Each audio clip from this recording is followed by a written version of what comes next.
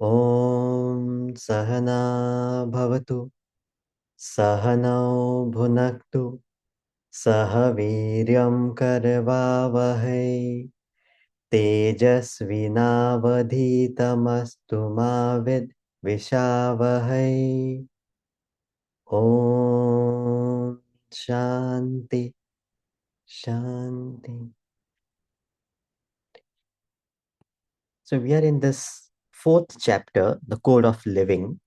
How should we conduct ourselves to grow spiritually, to become better? In that process, we understood the scope of spiritual education, which was we did last to last session. Last session, we did the elements of right living, in which we discussed about the three aspects of our personality, which we need to consider. At the level of the body, we should have that attitude of service and sacrifice. At the level of the mind, we need to have the purity of emotions, love, universal affection, identification. At the level of intellect, we need to gain the true knowledge, knowledge of the self. That was the elements of right living, which we covered. The third element is knowledge, and we covered till here.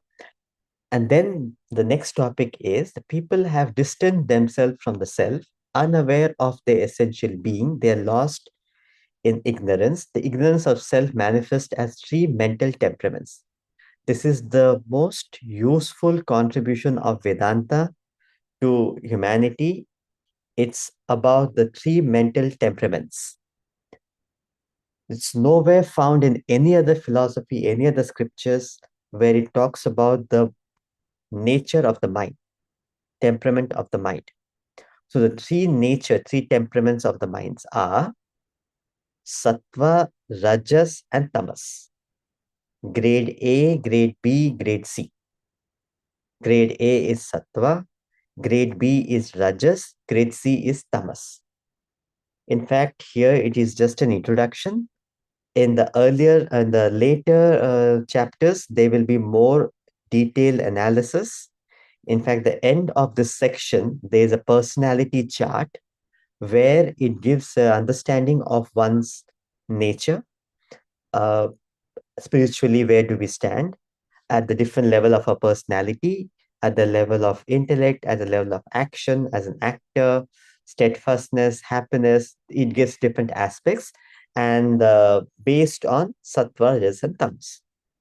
Now, so that's when it goes deeper and it's taken from directly from the scripture, from the Bhagavad Gita, chapter 18. Now, here somebody just introduces the concept and then moves to something called as caste system. So, the three mental temperaments is talking about is sattva, rajas, tamas, as we said. What is sattva? A state of the mind which is poised, equanimous, matured, controlled, balanced. That state of the mind is called as sattva, grade A. Grade B, rajas, is a state of the mind which is rushing, hurrying, worrying all the time. So it is performing action but with agitation. There's a lot of I in the equation. More than the action, the I is highlighted. That sort of an action is rajasic action. And a tamasic, grade C, is a state of the mind which is lethargic, indolent, heedless, reckless personality, where a person doesn't want to put any effort.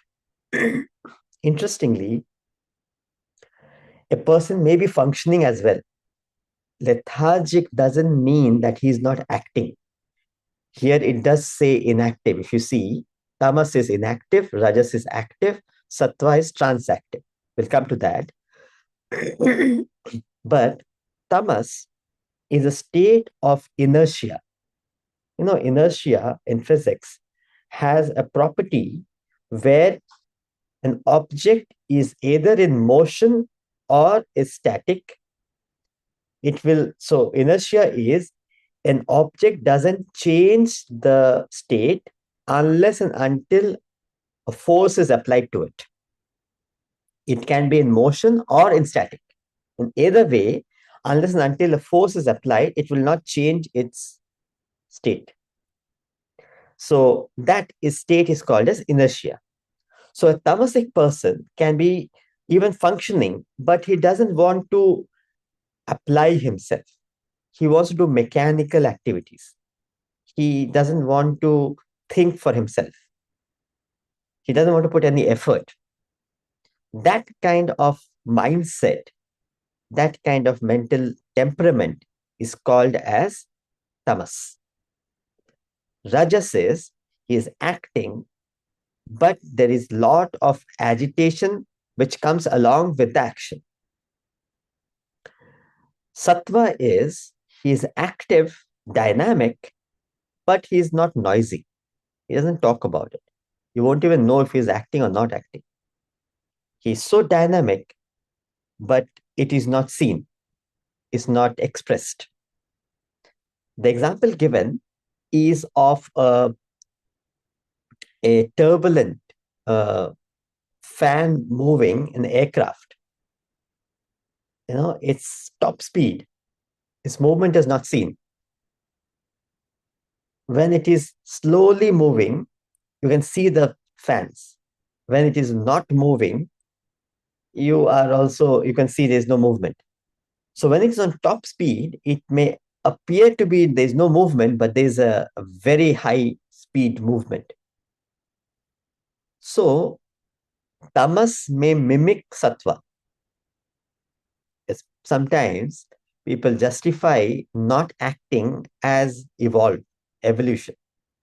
Don't want to put an effort. And we say that, there is nothing about it. There's no, there are people who will not like to, so they have given exams, the competitive exams. They've given exams and they have not qualified.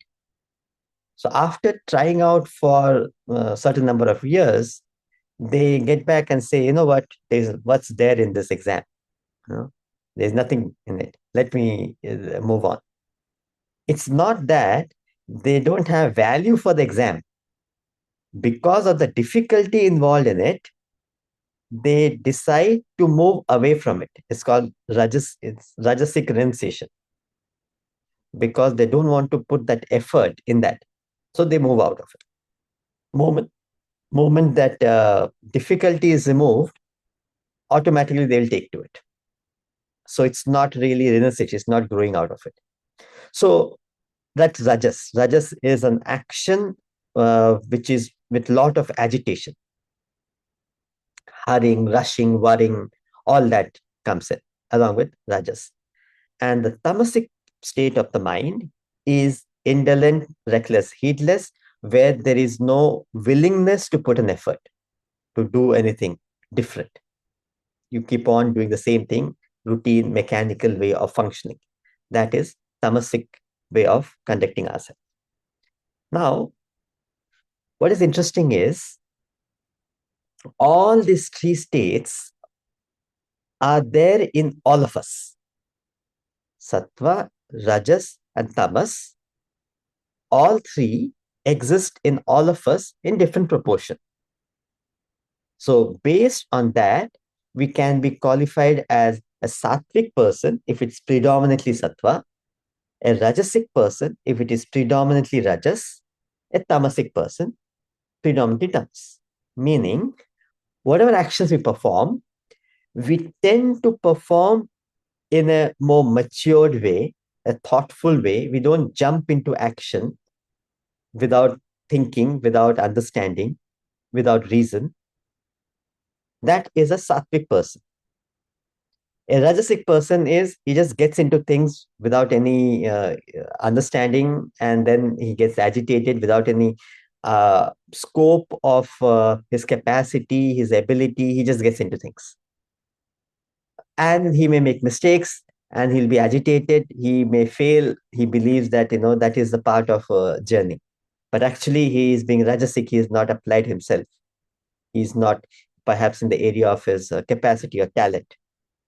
So that's a rajasic person. A tamasic person, he doesn't even bother to get into anything. He's just happy, complacent about wherever he is. So that state of complacency is tamas. A tamasic person, any action comes to him, he chooses not to act. If it is not necessary, he will not get into action. That sort of a mindset is a tamasic person. So sattva, rajas, tamas, all three is combined in all of us. Now, the next point is the law of nature is such the sattva guna in an individual surfaces in the early hours of the morning. So, whatever sattva we have surfaces from 4 a.m. to 6 a.m. It's called Brahma Muhurta. Whatever rajas we have in our personality, it manifests from 6 a.m. to 6 p.m. And whatever tamas we have in our personality manifests from 6 p.m. to 4 a.m. Now, how it works, we don't know. But it works. So, we said, I'm just summarizing, there is sattva, rajas, and tamas, grade A, B, C. These are the three qualities of the mind. Then we said that each of the quality has its own temperaments, its own way of functioning in life. All three is there in all of us in different proportion. Now we are saying, whatever the proportion we have, it manifests first thing in the morning, 4 to 6 in the morning. Whatever sattvic nature we have, it manifests. Then it's rajas, we get into activities, and then it's tamas, we want to relax. If somebody comes to you around in the evening for some work, you'll say, you know what, I'm a little tired today. Let's look at it fresh tomorrow morning. When your mind is available, intellect is sharp. So what Vedanta is saying is, if you have to promote sattva, so what is progress in a human being is moving from tamas to rajas to sattva. You can't jump the queue. You have to move from one level to another. So if there is an area which I am tamasic, I don't want to put effort, I don't want to listen to anyone, I don't want to apply myself. First thing is, start acting with a reason. Give a purpose. Let's say I don't want to I don't want to go to gym or exercise. So give a aspect, give a reason for it. I'll have good breakfast if I go to gym. You are instilling a reason, a motive for action. That is rajasic action. So to move from tamas, where you don't want to act at all, you give the mind some motive to push it to action in the first stage. At least start acting. When you start acting, there are times, there are areas where you're acting with a lot of agitation, lot of mineness, lot of doership. You apply knowledge and counter it to say that, let me do the best I can. Why am I getting involved in it? There's no prefix, there's no suffix. Let's just apply myself and act the best of my ability. So you are instilling sattva in the action with knowledge. So you are acting with agitation, which is the rajasic state. How to move from rajas to sattva is through knowledge. Understanding I cannot achieve anything by myself. I need contribution of everybody. So let's work together to make it happen. So that state of the mind where you are able to dilute the ego, the individuality, and become more stable as a human being, more in control of the mind, not disturbed, not distracted. That matured state of mind is sattva. So now, in spirituality, to be spiritual in life, spirituality is a way of life, right? So to be spiritual in whatever we do, in the way we conduct ourselves, we need to move from sattva, tamas to rajas to sattva. Also, we need to promote the sattvic nature in our personality. We need to control the rajas. We need to reduce the tamas, right? So how do we promote sattva? Is by getting up in the morning, first thing in the morning, and studying. Gaining this knowledge helps us to develop the sattvic tendencies, the intellect, the strength of the intellect, which is the early hours of the morning, whatever time you can spend every day. You're investing yourself to develop sattva in your personality. Whatever sattva we have, we develop it further. That takes care of rajas as well. So the rajasic aspect of our personality, in other words, during the day, whatever task we are handling, we are able to be more understanding, more matured in handling the situation. Right? That's how we are controlling the rajas during the day. And the tamas, you cut it off by sleeping early.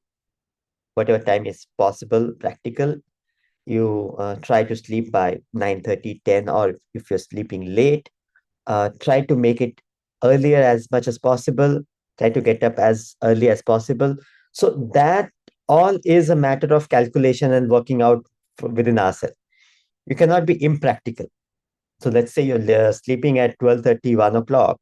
Suddenly you cannot sleep at 9 p.m. That's not practical. So if you're sleeping at 12 o'clock, make it 11:30 p.m. No? And if you're getting up at 7 o'clock, get up at 6:30 a.m. So try make it practical for yourself and slowly build it up. So moment the mind is able to see the benefit, it will cooperate. That's how it goes. So it is important that we understand why we are doing it. No? So it is. So that's the aspect we are talking about.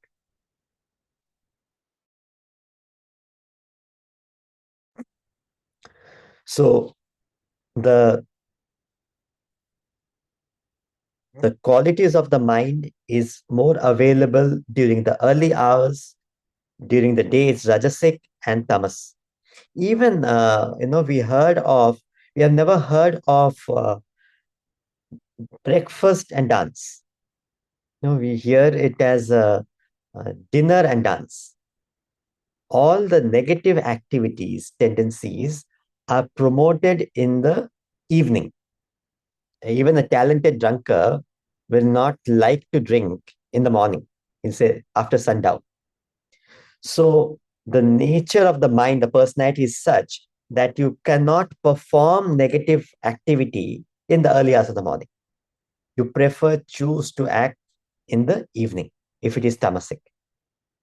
So if one is study reflection on these higher values, even if you have anything for in your workplace or whatever as something which needs to be thought about, that time should be used.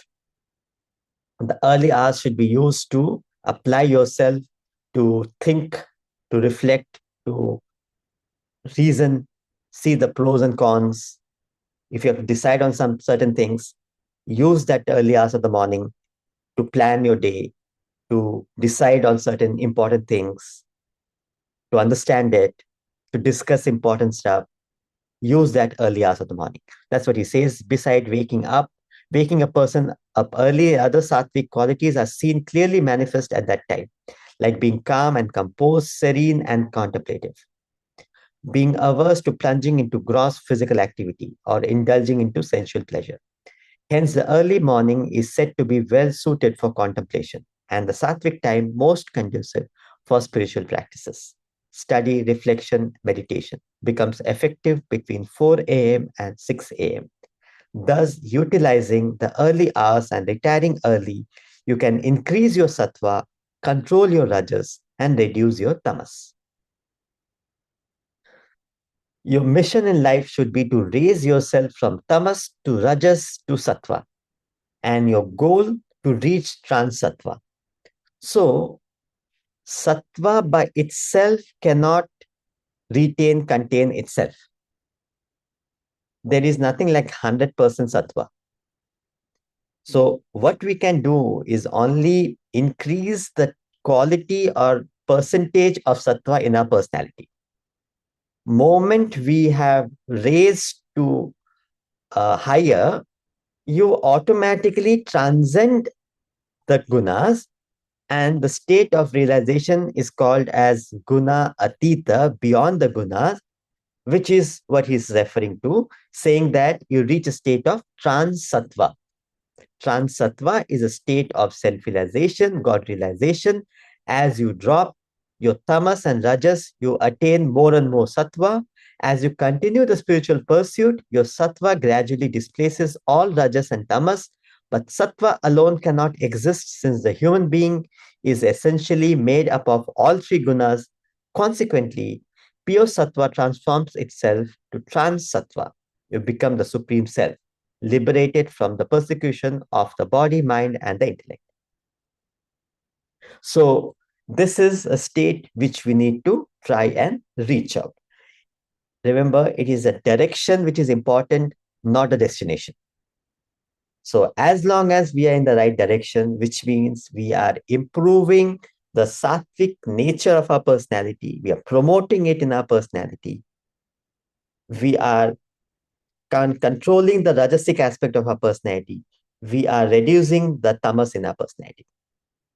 In the society today, you see people promoting tamas, people very comfortable with rajas, people uncomfortable with sattva. So, you need to understand what the gunas are and how it functions. A tamasic person will promote tamas, will try and look for tamasic people around them. Shakespeare says, "Tell me your friends, I'll tell you who you are." Moment you turn sattvic, you will find that suddenly your number of friends are becoming lesser and lesser in number, because people like to have more of indulgence, more of enjoyment, more of, in the world, gambling or all negative activities, tamasic. That doesn't mean that Vedanta is against enjoyment. Vedanta is not saying that you cannot enjoy in life.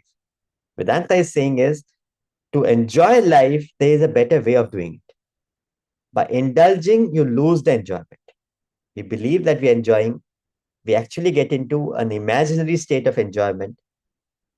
But by getting into indulging into senses, you can never have a sustained happiness which you are looking for. So we need to move to a sattvic state of the mind. So in the world, it's tricky, because you will find people around are extremely tamasic. So how do you conduct yourself? You don't have to make a noise or make a big deal of it, but you have to become smarter. So by handling things in the right way, understand these people has a different way of functioning, conducting themselves. Nothing wrong or right about it. Each one has a different, distinct nature. You have a different journey, you have a different interest in life. You don't have to compromise yourself because of other people. At the same time, you don't have to prove anything to anybody. You just have to become a better version of yourself. So the challenge will be, the smartness where you have to apply your intellect would be how to put across where it is necessary. Most times it's not required. Nobody cares what you are doing. When it interferes with their life, then they may have an opinion about it. And that's when you have to be smart enough in handling it. To what extent can you go along with it? You may have to. Certain times you may have to go along in a society, you are with people, you have a family. There will be people around you who have a certain preferences. You may have to go along to a point, but beyond a point, even while you're going through it, you try and keep defining your areas, defining your priorities. So gradually you are setting the tone for yourself. So first you have to understand it. Second, you have to start believing in it. This is how the nature works. This is how it happens. There's nothing wrong or right about it. Then, if I want to become better, more sattvic, this is the area which I need to work on. Having been clear about that aspect, then comes how to put it across, because that's where the challenges will be. Each one will be in different situations, different circumstances. We already discussed earlier, wherever you are best placed for your evolution. So that challenge is meant for our progress. Being in that, how can we face it to be better? So even in that situation, you can pull it off. So start from, let's say you are in an extremely tamasic environment. It's not possible. The whole lifestyle is very negative. Start with 2 days in a week, 3 days in a week, whatever is practical. And try and instill it. Try and, uh, you know, uh, keep practicing wherever possible, how much ever is possible. Most of the times, the problem is we don't do what we are capable of doing, what it's possible to do, and we complain about what is not possible. So let's do what is within our capacity, within the possibility. Let's start with that. And slowly, gradually, you will see in your own experience, the whole situation changes. People around, they understand your priorities, they start respecting it. Initially, they will have a say for it. Later on, they start respecting it and they understand, yes, what you're doing is right. It's for the benefit, it's for good, it's something which is spiritual. So it's a matter of time. You don't have to go along with people. You have to understand things and go in the right direction for yourself. So raise yourself by yourself. In Bhagavad Gita, the verse says, Uddharet Atmanam Avasadayet.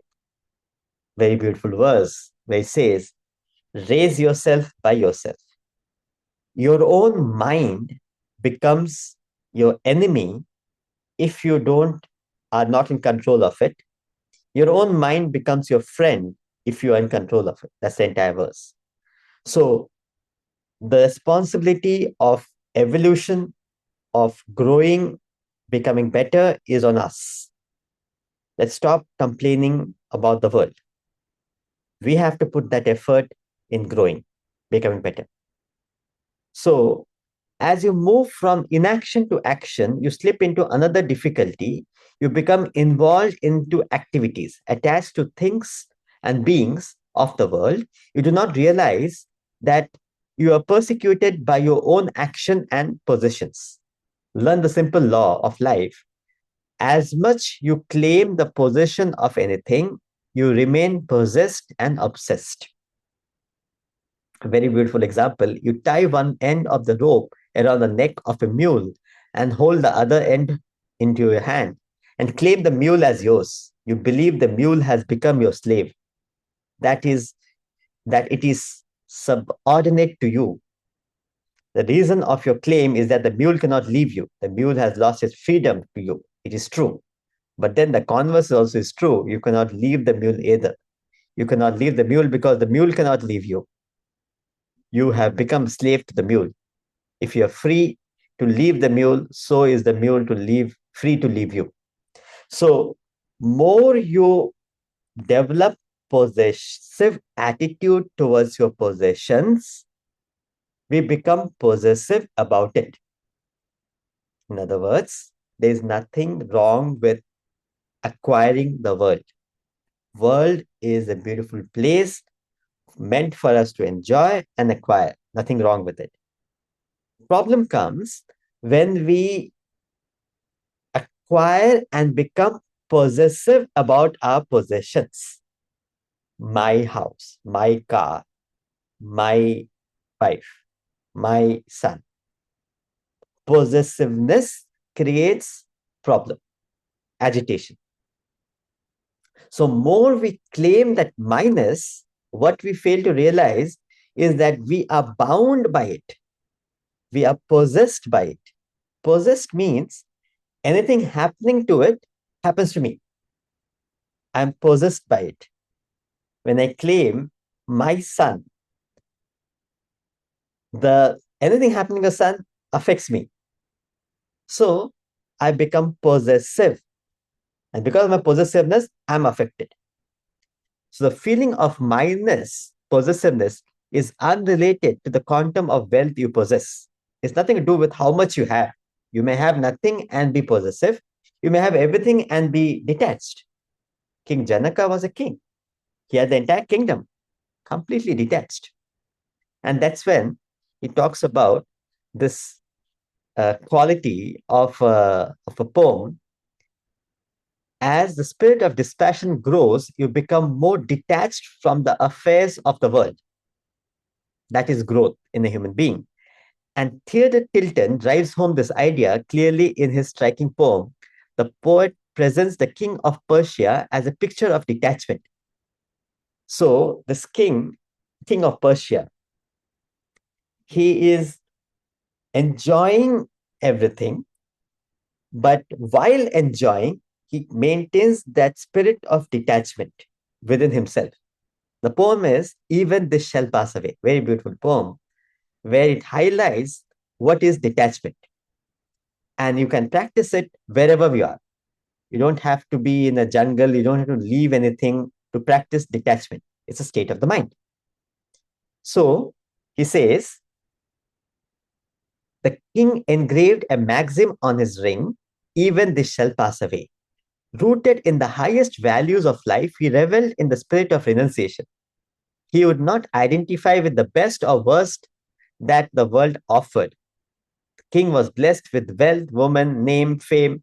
So did he face the pangs of disease, decay, and impending death. But he had little to do with them. He maintained an attitude of perfect objectivity, remained ever peaceful and blissful through the fluctuations of the world. The poem, Even This Shall Pass Away. Once in Persia reigned a king who, upon his signet ring, graved a maxim true and wise, which, if held before his eyes, gave him counsel at a glance, fit for every change and chance. Solemn verse, and these are they. Even this shall pass away. You can repeat together. Even this shall pass away. Trains of camels through the sand brought him gems from Samarkand. Fleets of galleys through the sea brought him pearls to match with these. But he counted not his gain, treasures of the mine or main. What is wealth, the king would say, even this shall pass away. So there were wealth which was coming from the sand and sea. The same level of wealth is coming from everywhere. He looks at it, he enjoys it. He says, treasures of mine or main, of personal, or it can be for the country. What is wealth? The king would say, even this shall pass away. That attitude in life, while enjoying it. Midst the revel of his court, at the zenith of his sport, when the palm of all his guests burned with clapping at his jest, he amid his figs and wine cried, O loving friend of mine, pleasures come but not to stay, even this shall pass away. So he is a king. So he invites people for sports. He invites people for enjoying the sports, to play the sports. And people are enjoying it because of him. When the palms of all his guests burned with clapping at his jest. So because he is a king, so whatever he does, the guests are excited, happy to see him doing whatever he's doing. he amidst his fix and wine, he's also enjoying himself. He's not aloof and he's sitting down and remorse. He's not. He's enjoying very much in the in between. And he amidst his figs and wine cried, "O loving friends of mine, pleasures come but not to stay. Even this shall pass away." It's a journey. There's pleasure, there'll be pain. It keeps happening. It's part of life. When there's pleasure, don't jump with joy. When it is sorrow, don't sink with sorrow. That is human life. That objectivity he had while enjoying the best of situations. That's the beauty of this poem. Lady fairest ever seen was the bride. He crowned his queen, pillowed on his marriage bed. Softly to his soul he said, though no bridegroom ever pressed fairer bosom to his breast, mortal flesh must come to clay, even this shall pass away. What is interesting is he is a king, a princess. He is married to beautiful, most beautiful princess. Pillowed on the marriage bed, not after 10 years of marriage, on the day of the marriage, night of marriage. Softly to his soul, he said, not to the lady. The lady, he says, one whack he'll get. To himself, he's saying, though no bridegroom ever pressed fairer bosom to his breast, mortal flesh must come to clay. It's just made of 5 elements, it's just made of clay. It will come back to clay. Even this shall pass away. That realization, that awareness while he is going through the enjoyment. Fighting on a furious field, once a javelin pierced his shield. Soldier with a loud lament bore him bleeding to his tent.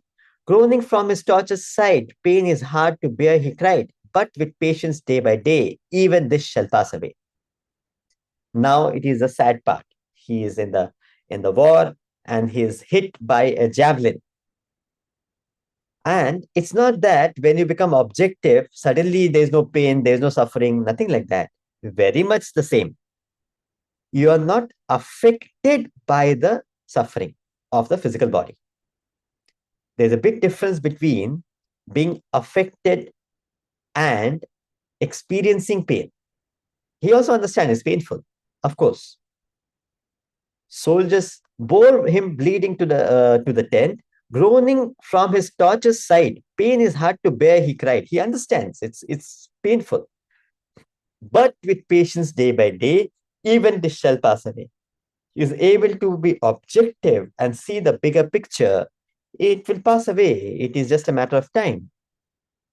At the moment of the pain, if I can maintain that objectivity, that is growth in the personality. Remember, we said once that, what is the first reaction you have? That defines your state. So, if at the state of crisis, you're able to be objective, that is the state, spiritual state you are. So, that is what we need to practice and apply. Towering in the public square, 20 cubits in the air. 20 cubits means 40 feet, right? So, rose his statue carved in stone. Then the king, disguised unknown, stood before his sculptured name, musing meekly, what is fame? Fame is but a slow decay. Even this shall pass away. He says. So his statue is in front of him in the public square, in the main area, and in front of it he's standing and he is being philosophical and says, stood before his sculptured name, musing meekly, he's smiling, and is saying, what is fame? Who remembers? It can be Mahatma Gandhi or Nelson Mandela, or it can be anybody else. Who remembers? Nobody. It just passes on. World keeps moving. We believe that we are too important to be forgotten. It's our false understanding. There's nothing like that. So, what is fame? Fame is but a slow decay. Even this shall pass away. In other words, we can't be living for fame. You can't invest your life just to become famous. People who are popular, they don't want to remain popular. They want to get away to a place where there is nobody knows them. So when we don't have it, we believe it's a big deal to have it. And you have it, you want to get rid of it. Struck with palsy, sore and old, waiting at the gates of gold, said he with his dying breath, life is done, but what is death? Then, in answer to the king, fell a sunbeam on his ring, showing by a heavenly ray, even this shall pass away. So now he is in the deathbed, and as it were, he is in uh, the door, golden gates of heaven, and he almost loses the objectivity, and he starts uh, feeling that he is going to die. Life is done, but what is death? Then, in the answer to the king, a sunlight falls in his ring, and he's reminded that even this shall pass away. So it's just a matter of time. Don't worry, don't get so involved in it. So that's the learning what he is talking about. So it's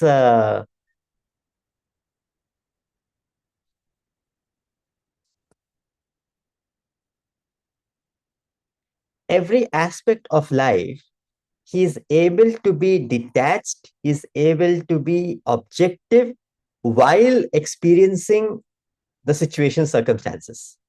It can be good, can be bad. He is not affected by the external environment. So when you become spiritual, when you move the path, spirituality is just a life, the way of life. There is nothing different about it. So you just start living with understanding is spirituality. Simple as that. So moment you live with understanding, you realize there's no point complaining about things. There's no point getting excited about prosperity and wealth. It's there. Tomorrow it may not be there. It's okay.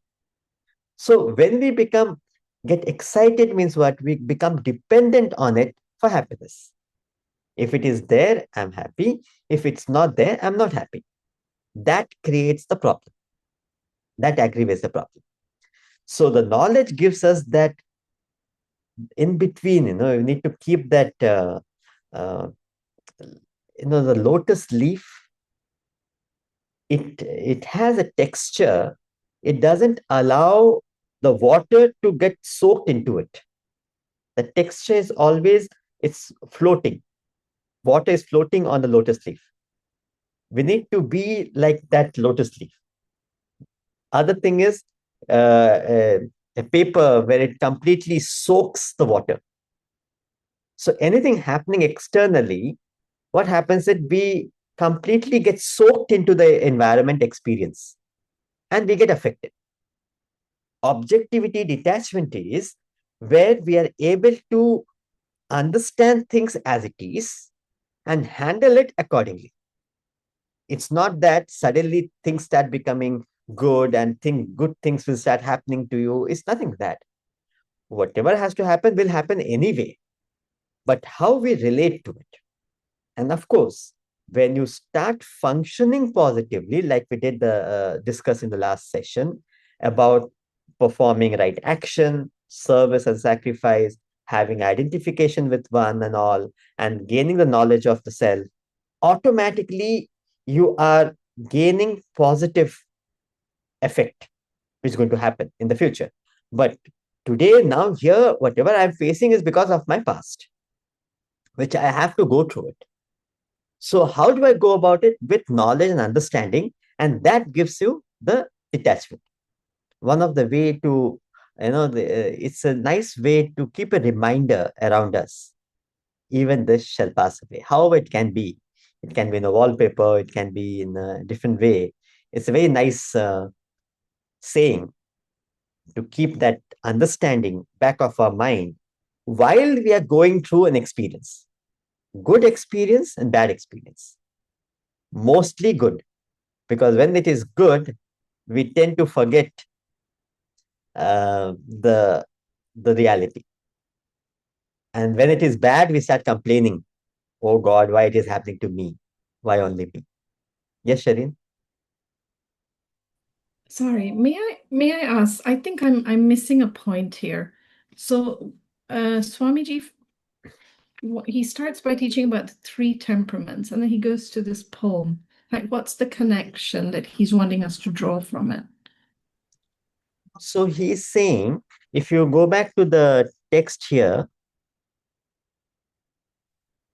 See here the three temperaments we did, and then we said that raise yourself by yourself, which is Right. move from tamas to rajas to sattva. Then he said that when we don't do that, law of life is, then he went into as you move to inaction to action, which is saying moving from tamas to rajas, the tendency is to become possessive. From tamas to rajas. Okay. So the point is that we need to move from tamas to rajas to sattva, right? In different areas, and that we have to apply ourselves in different areas. So he says one of the challenge you'll find while you're moving from tamasic area where you're not putting effort, you don't want to do anything, and you start getting into action, automatically you become possessive about things. I have done it. I am doing it. So that he's countering by saying that again is negative. So lack of possessiveness is sattva. So he's saying that gradually we need to instill that understanding that, nothing is yours. It's all a matter of time. So it can be wealth, it can be fame, name, it can be pleasure, it can be anything. Every aspect of life has a shelf life. It goes away. So there is no point in holding on to it, being possessive about it, and lose your objectivity in it, which is a rajasic state. So he's saying that this person is able to maintain that state of objectivity as it were a very high state of sattva while living a normal life. Yeah. You see? Okay. Now it's clear. Thank you. Thank you so much. Then he moves into this concept of caste system, the last topic of the chapter. If you see here, then tomorrow, next session, we'll go into the action, emotions, and knowledge. That will be the sequence. So the next will be chapter 5 is the exigency of action. Then it is strength of emotion. Very beautiful topic, or the title, strength of emotion. Never let emotion become your weakness.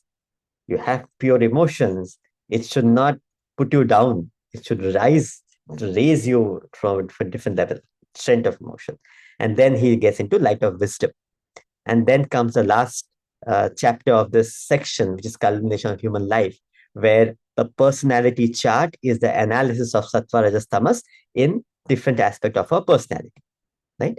Now, here we are doing the caste system.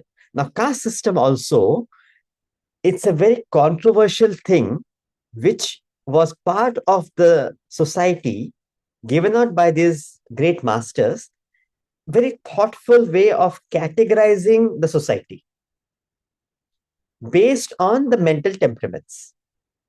That's why it's very interesting to analyze it. So the much talked of caste system is based on the three mental temperaments of sattva, rajas, and tamas. The caste system comprises the four categories of people in the world: Brahmana, Kshatriya, Vaishya, Shudras. Brahmana are the priest class, the teachers in the society. Kshatriyas are the warrior class. Vaishyas are the traders, the businessmen in the society. Shudras are the labor class, the workers in the society. So the categorization was based on the mental temperament, not based on the family I'm born in. That's where it went wrong. In other words, if I'm born in a Brahmin family, doesn't mean that I am Brahmin. I may be having a trading nature. I'm a Vaishya. So what defines it that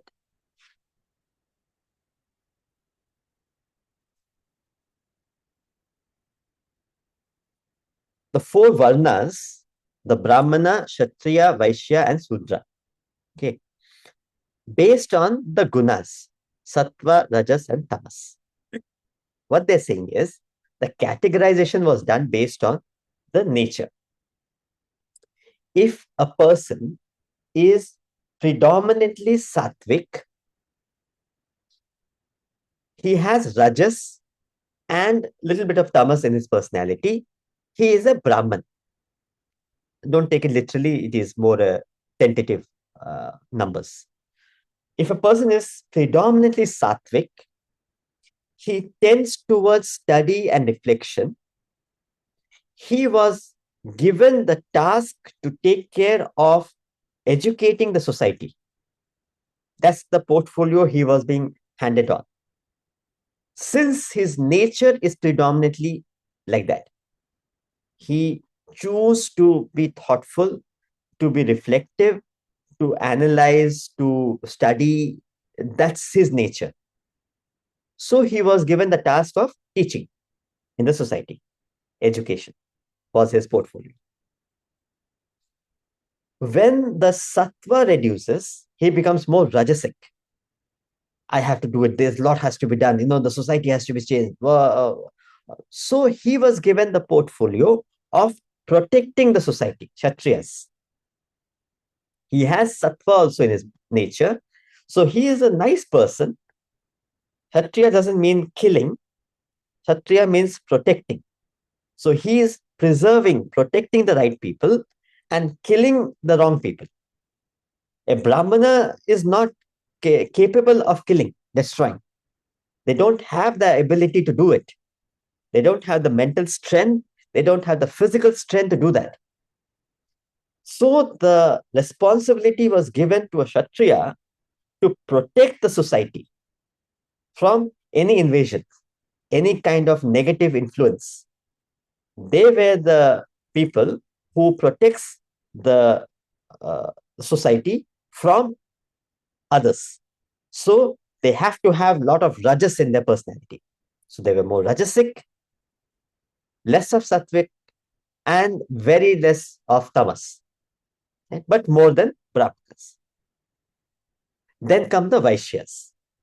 Vaishyas are the traders. So they're overall balanced kind of a personality. They have rajas, they have sattva also, and they have tamas, which is also increased.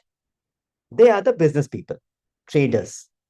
In trading, you cannot be always doing right. You have to be manipulative. You have to be calculative. You have to do all the nakras, to get things around. That's required in trade, in the business, right? So still, he has sattva. He does business in a good value with good intentions, but there can be areas where he is uh, manipulative. That's the tamasic aspect in his personality. All that only he can pull it off.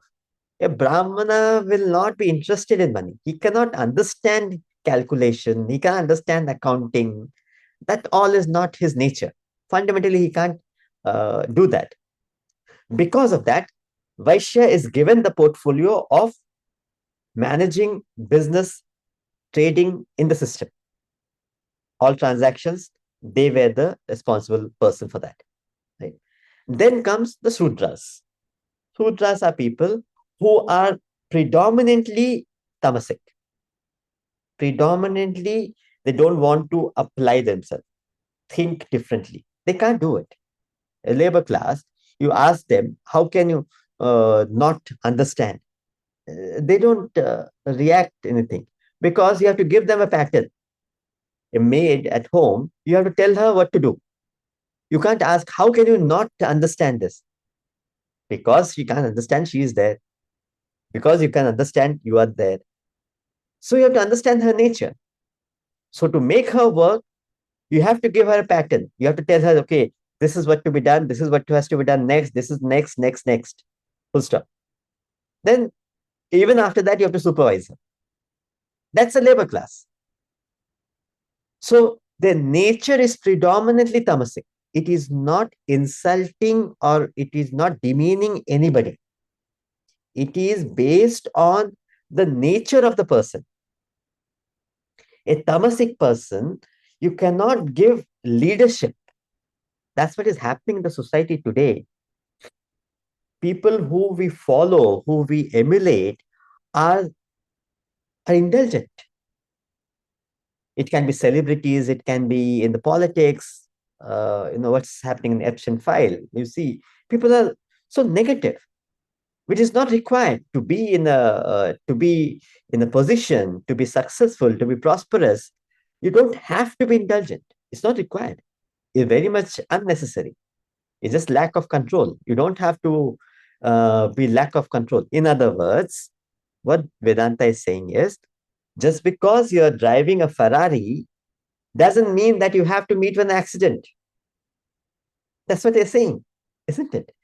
You are driving a Ferrari, be control and win the game. You can very much do it. But society has taken up, no, no, no. Faster you go, you have to meet with accident. You have to have, if you are successful, if you are prosperous, you have to be indulgent. You have to be in drugs. If you are, making some creative action, things you are doing in the society, it can be in the music, it can be in acting. You have to be into drugs. Who said that? Nowhere it's mentioned. It's just lack of control, being dependent on others, on the senses, which is completely lack of self-sufficiency, which is not spiritual. A spiritual person becomes successful, and that success he can retain because it is sustainable. All the other, it goes to a high peak and it just falls, drop, suddenly it comes up. No, that's not what we're talking about. So the categorization of the society was meant to help the society to grow, to progress. So Shudras was they were defined and they were helped to move to a higher level of quality of living. So the segregation was done so that there is no influence of the others uh, uh, system into each other. That was the reason they segregated. Even the marriage used to be a Brahmin will marry the Brahmin, Kshatriya will marry the Kshatriyas. They had different ways of doing it. It completely failed because of people started misusing it, misinterpreting it. And when politics came in, it was completely being taken out of the system. It was better not to have it. So people started believing that Brahmana is the great and the greatest had to be worshipped and the Sudras are the nobody. Nothing like that. All are same. All have the same capacity. Just the starting point of each one is different, but each one's destination is same. That's what they're talking about. So the Brahmana, one who possesses predominantly sattvic, Kshatriyas are rajasic, and Vaishyas, and the rest Sudras are predominantly tamasic, and that's what he's talking about. And then he goes on to say, the solution to this problem, the people stuck to their own caste, they would not cross their self-imposed wall of division. It ended in distance, distaste, and distrust in the society. That created the problem, conflict in the people, because they don't want to over they don't want to go beyond their caste, cross their self-imposed wall of division, because it was never based on where you're born, but it was based on your mental temperament. The solution to this problem lies in educating the people with knowledge of three basic temperaments and guiding them to the supreme self that lies beyond the temperaments.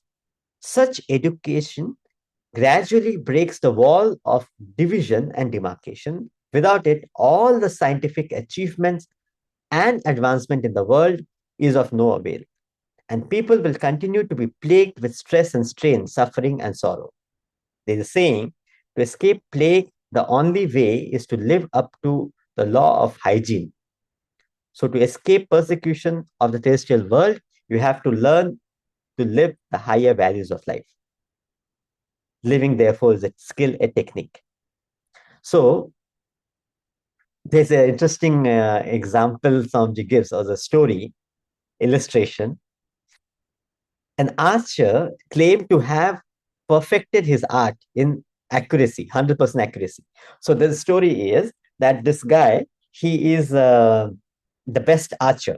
He's perfected 100%. He is to his performance is a professional archer, And he was almost 100%. 99% of his time, he used to hit the bullseye. So he goes to a village and he sees that there are arrows which are stuck in the bullseye, and he keeps on counting, and he sees all the trees are the arrows are on the bullseye. So he finds that there's somebody who's better than him. He's almost 95, 98%. He achieves it. But this guy is 100%. So he tells the people, I want to meet this guy. Who is this guy? So they said, no, no, there's some mad guy, don't get into it. He said, no, no, mad or not, I'll decide. I want to meet him. He is better than me. I want to learn from him. So he finds this guy and he meets him and says, sir, I want to learn the archery from you. I have been doing it. I have mastered it, but nowhere compared to you. You have done so well. I want to learn the technique. How did you master it so well? So he says, okay, I'll teach you, but you have to keep it to yourself. Yes, yes, sir, definitely. I'll keep it to myself. Okay. The technique is you are doing it all wrong. So he says, what are you doing? You are making this concentric circle and you're hitting the bullseye. Correct. That's what I'm doing. That's completely wrong. That's not the way to do it. First, you hit the arrow and then you make the circle. Then you make the bullseye. Thereafter, all the arrows will be in bullseye. So it's like that. We say knowledge, spirituality has to be lived after 60. After everything is done, I don't have anything else to do. When I have time for myself, I will take up spirituality. Whereas, what will you do then? After there is nothing, no challenges to face. It is to be taken when we start our journey. In the peak of our journey, we need to know how to face the challenges. So the problem with you folks is that you prepare the target and then shoot. Whereas I shoot first and draw the target later. So it is with human lives. People live through their life and learn the technique of living later. So we need to learn and practice this technique wherever we are. Thank you so much.